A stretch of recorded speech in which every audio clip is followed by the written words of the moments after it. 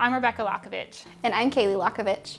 And we're the Lokovich sisters. So we are actually married to identical twins, and we're living in Ozark, Missouri. And we're the owners of Lokovich Art Studio.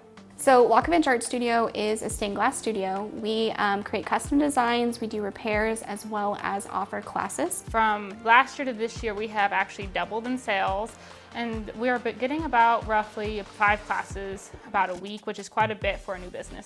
So being married to identical twins, we do spend a lot of time together with our husbands as well as with their family because they all live in the same area.